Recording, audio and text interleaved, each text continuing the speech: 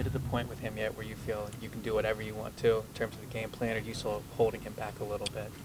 I would say holding him back is the way to say it. He's still learning everything in the offense. It's a large book, so he he's got a lot of things we've incorporated in. You've seen him play, at the running back spot. He's played outside. He's played inside at all 3 spots. So he's moved around well enough to know, what to do in those spots and those situations. But it does take a little bit to get the whole thing. Outside of guys, a lot of wide receivers, competent guys, and maybe even one more coming back, if possible. And how do you get them? How do you get the right mix?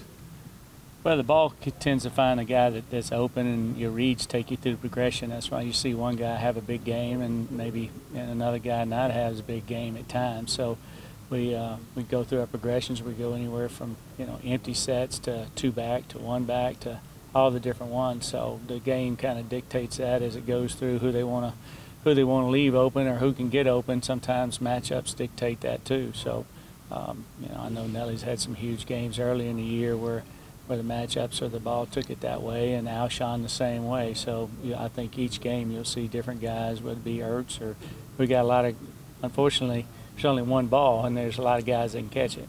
We've seen on why there haven't been more deep balls. Is it the defenses are playing soft zone? What's the reason? We've hit some throughout the year, and we've got some guys going back there, and maybe the certain plays just didn't dictate it that way, it getting there. We've had some guys that just did either, whether it be protection, whether it be call, whether it be coverage, that it just didn't happen at that time. But they're getting there. We've had some guys that have gotten some great balls, and everybody's gotten deep, here or there. You've seen Nelly catch a great ball, earlier and deep one. You've seen Jordan Matthews get there. You've seen various receivers. We believe all of them can get there. We saw a couple weeks ago that there's a substitution issue, and when you're adding a new guy, especially someone prominent like Tate, is there an adjustment period to that process?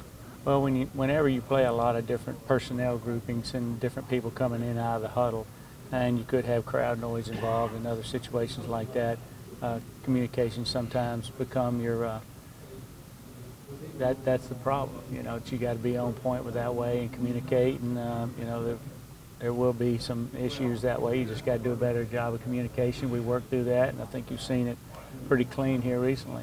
What is the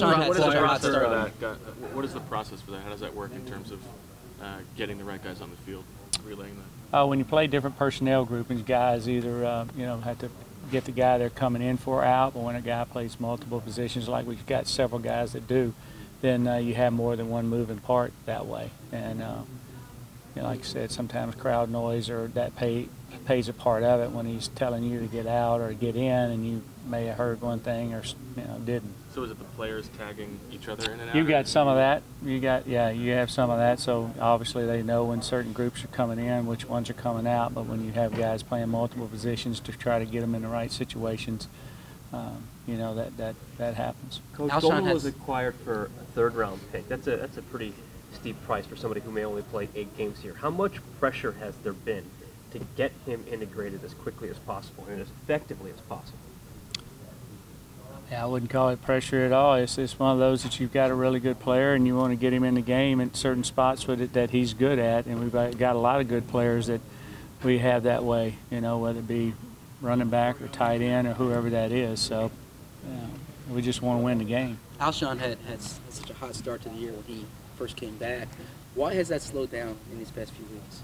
I mentioned earlier that coverage sometimes dictates that, that you find certain things. Obviously, we've got plays in for him, and sometimes whether they play you a little different or not, or whether it comes your way sometimes, depending on how that is. Like first play of the game could have gone in very easily, but we took the 50-yarder instead of the 5-yarder. I think that was a good choice. But it would seem, at least from the outside looking in, that he's your number 1 receiver.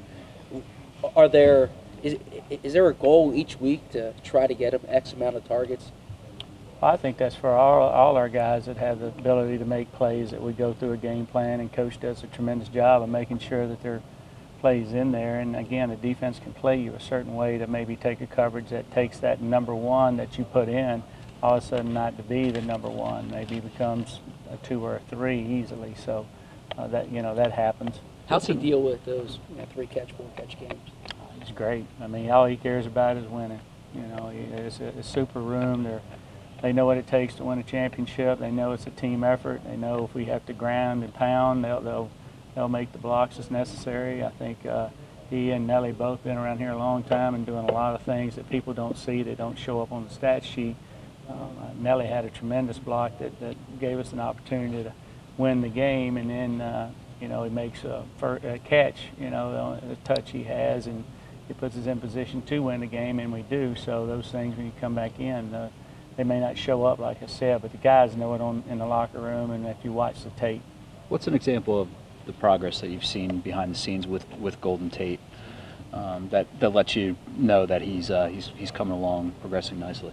Well, things are hitting his brain a little bit quicker. The processing mode is a lot faster than what it was the first week, because he was just thrown into it, and that's the language, you know, part when you step into a huddle and hear a new quarterback say a list of words that what ones mean what to him, and how does that hit your brain. And then when you go no huddle, then it's a whole different world where that has to happen extremely fast, obviously, in a 2-minute situation or an end-of-game situation or a special situation that you hadn't had OTAs or summer or training camp, anything else to put, oh, yeah, I know this because we do that. And that part of it just comes with a little bit of time, and he's grasping it extremely quick. You know Mac as well as anyone here.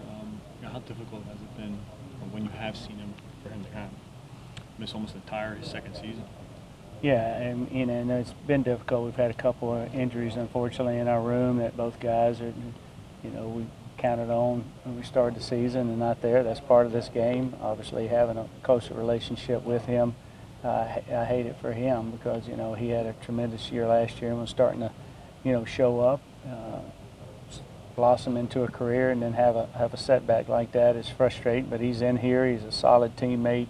Yeah, guys enjoy, he's in every meeting, guys enjoy being around. I mean, he studies the game, he's in rehab, he does all the things he's asked to do, and you know, that's the Eagle way, so he's a part of it. You guys have a lot of great receivers that work the middle of the field, whether it's Zach or, you know, your slot guys. How important is it, though, to get you know, Alshon's really the one guy I think that everyone always going to wind up on the outside. How important is it to get him going to make sure that teams aren't clogging the middle of the field on all those other guys, to just make sure to keep them honest on the outside? That may be a good reason why the middle of the field has been open, because who's on the outside? You know, you think of it, the year he had last year and it continued throughout his career. He's a force to be reckoned with. He's a big body that can make that catch. That's 50-50 balls, 80-20 for him at least.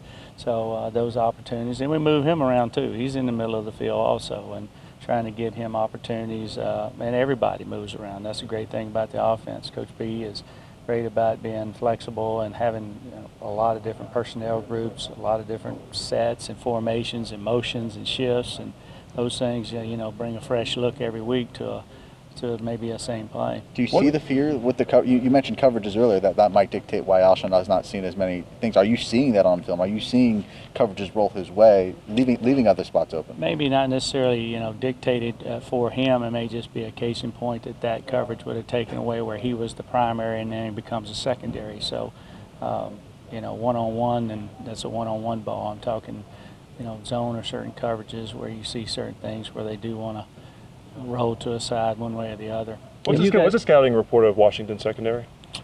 I think Swearinger's their leader. You know, he's a guy who's extremely strong, very vocal. You know, you can tell, gets the guys going, breaks the group down. So, you know, obviously, Hand is, you know, the guy who's out on the edge, has the most experience there, and he's a guy who can run and play press and bail. He can do all the things that those two are the two strongest probably guys. And you know, the free safety's been around a long time, traded from Green Bay, has a great reputation. So he's a field general too. So they're, you know, they've got some solid players back there that come in and get their job done. The front seven's really good, so that always helps your back end. But they work together pretty well. When you guys have faced adversity or things haven't gone your way as a team this year, what have you kind of noticed about Doug's approach, his demeanor, the way he kind of tries to keep everybody going in the same direction in those times where everything's not working out? He always brings the juice, and it's amazing. He comes in team meetings. He's got a great pulse of the team. He, just has a feel for being able to motivate people and know when to pick them up and know when to coach them hard, and that's coaching staff and support staff also. He's just got a great feel for people and a way to get it going. How's Grow helped you? How's Grow helped you? First-time receiver coach since he in the NFL on his team since he had done it the year before you. Oh, just having he around is tremendous because you got a wealth of knowledge sitting there, and he knows the guys and the personality, and lean on him quite a bit for not only knowledge but when things go good and bad, how to handle situations, and that way you have someone who's been in a room when it's been real good, and sometimes it hadn't been real good. Does he spend much time in the room with you, or does he?